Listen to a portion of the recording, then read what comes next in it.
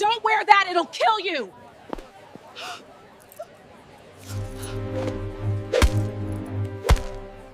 In the busy streets where the smell of roasted plantain mixed with car exhaust and impatient horns, a girl everyone ignored once did something that stopped a billionaire in his tracks.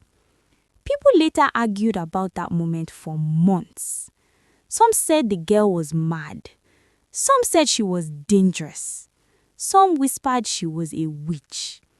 But the truth was much stranger. Because that afternoon, a homeless girl ran into traffic, grabbed a billionaire's wrist, and ripped a watch worth more than every house on that street combined.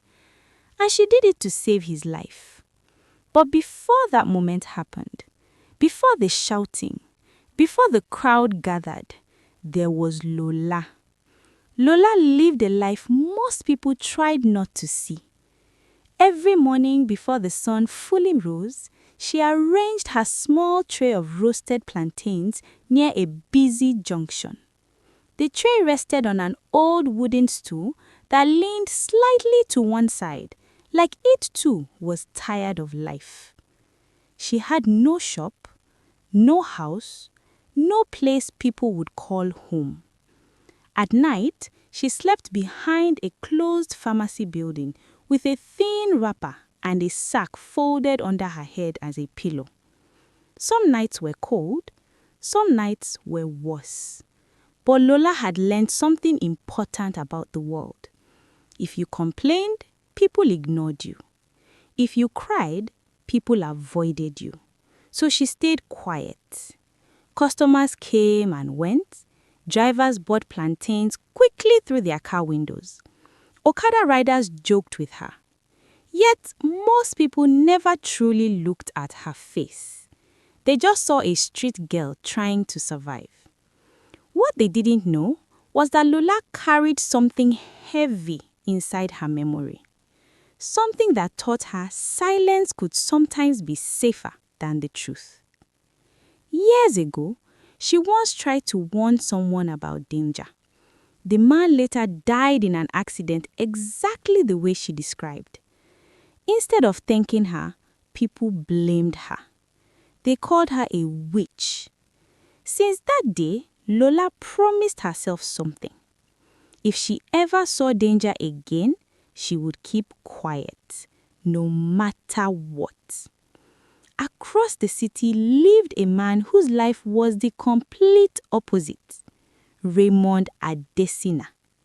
To the public, he was a symbol of success, a billionaire businessman who built his company from nothing.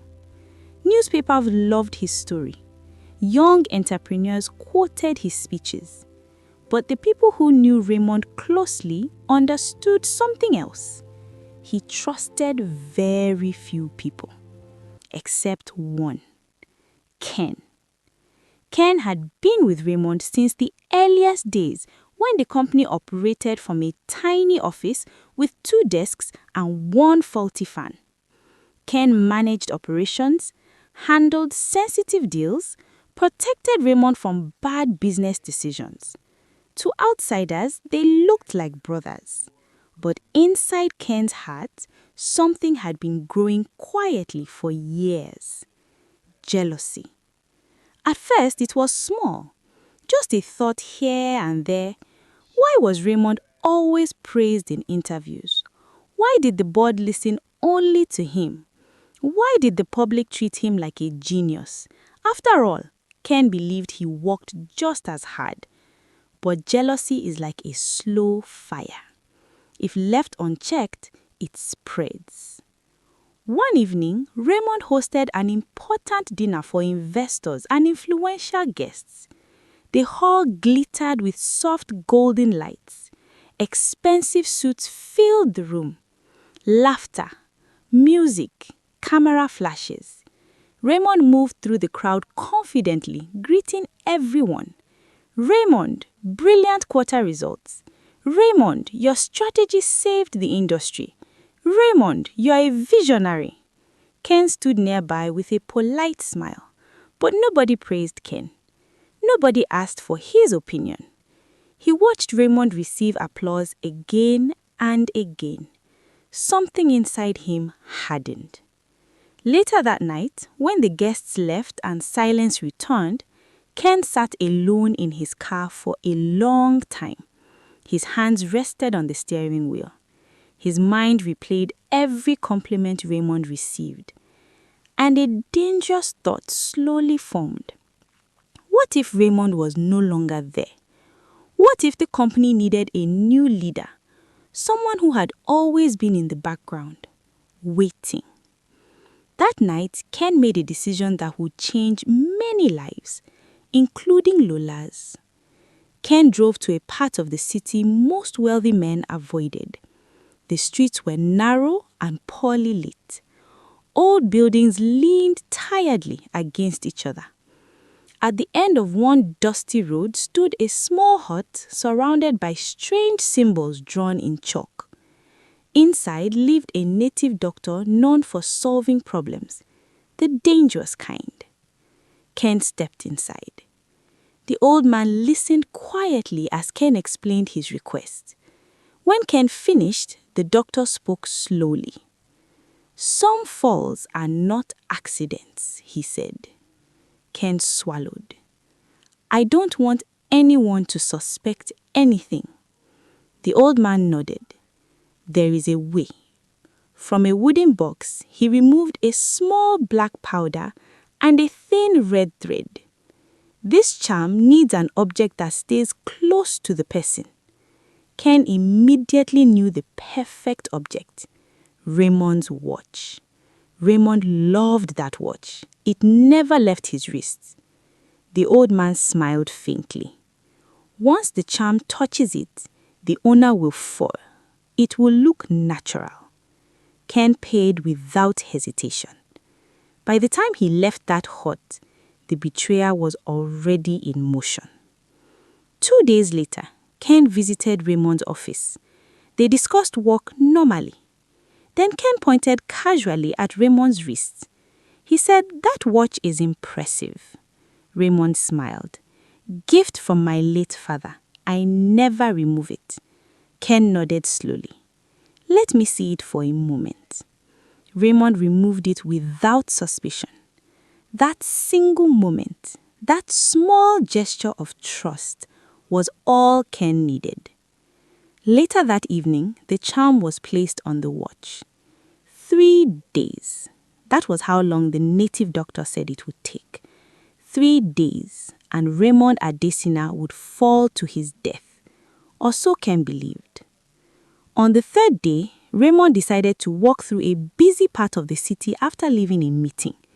He rarely walked publicly like this, but the weather felt pleasant. Cars passed, street vendors shouted prices, and nearby Lola sold roasted plantains. She almost didn't notice him at first until something strange happened. A sharp feeling tightened inside her chest. Her eyes moved to Raymond's wrist. The watch. Suddenly, a terrifying image flashed in her mind. A fall. A crowd screaming. Blood on pavement. Her heart started racing. She shook her head violently. "No," she whispered to herself. She promised never to interfere again. But the image wouldn't leave. The danger felt immediate, real. Raymond continued walking closer. Lola's hands trembled. Her tray slipped slightly. Her memory screamed at her, "Stay quiet." But another voice inside whispered something else. What if silence kills him? Suddenly, Lola made a choice. She dropped her tray. Plantains scattered across the road. Before anyone understood what was happening, she ran straight towards Raymond. People shouted in surprise.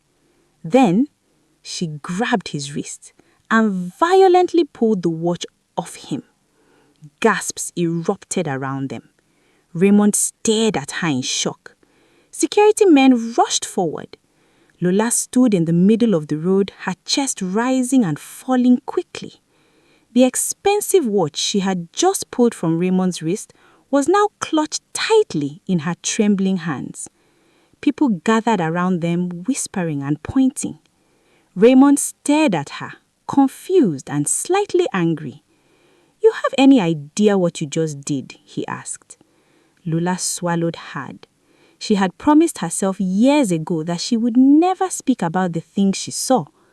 Every time she tried to warn someone before, people mocked her or called her a witch. But this time felt different. If she stayed silent, a man would die. "That watch, it's cursed," Lola finally said. The crowd gasped and murmured among themselves. Raymond frowned. "What nonsense are you talking about?" he said firmly. Lola shook her head. "Please listen. Your best friend, Ken, he is the one who did it. He placed a charm on that watch. If you wear it again, you will die in 3 days." Raymond's expression hardened. Ken had been his friend for many years, the man who helped him build his company from nothing. The idea sounded impossible, but something about Lola's desperation in her eyes made him pause. "How would you know something like that?" Raymond asked quietly.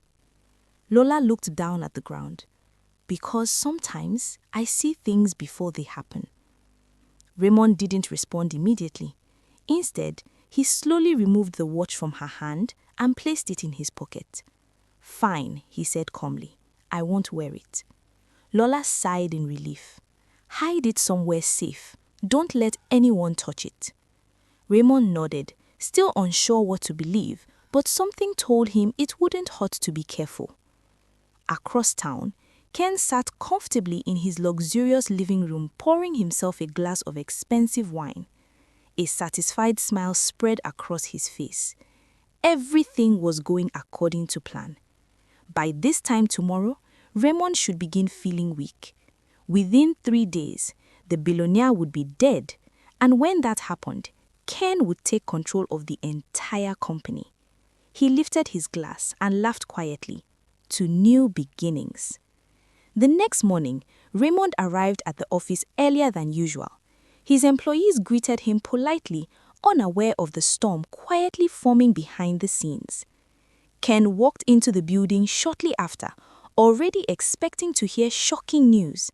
But when he stepped into Raymond's office, his smile immediately faded. Raymond was sitting behind his desk, alive and perfectly healthy. Ken's eyes quickly moved to Raymond's wrist. The watch was gone.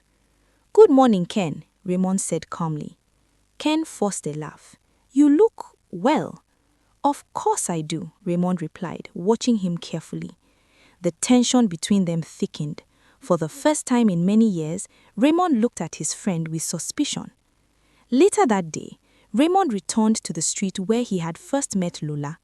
She was sitting quietly beside her tray of roasted plantains.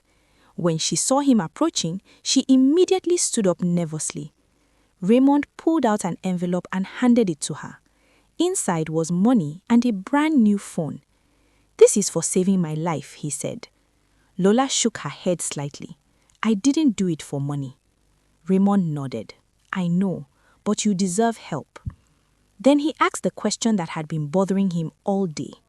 "Are you sure about Ken?" Lola closed her eyes briefly, as if seeing something far away. When she opened them again, her voice was quiet but certain. "Yes, and he's not finished yet." Meanwhile, Ken was pacing angrily inside the native doctor's shrine. "You said the charm would work," he shouted. The old man frowned. "It should have, unless someone interfered." Ken showed him a photo he had secretly taken of Lola. The native doctor's eyes widened. "That girl, she has a strong spiritual sight. She blocked the curse." Ken's face darkened. "Then remove her," the native doctor warned. "If she lives, the curse will turn against you." That night, Ken made a phone call. "I need someone taken care of," he said coldly. He sent Lola's picture to a dangerous man known as Django. Late in the evening, Lola walked along the roadside carrying the little money Raymond had given her. She was smiling for the first time in years. But suddenly, Headlights flashed toward her. A car accelerated straight in her direction. Lola froze as the vehicle rushed toward her at terrifying speed. And just before the impact, everything went black. Before you click away, don't forget to like and subscribe and leave a comment for part 2.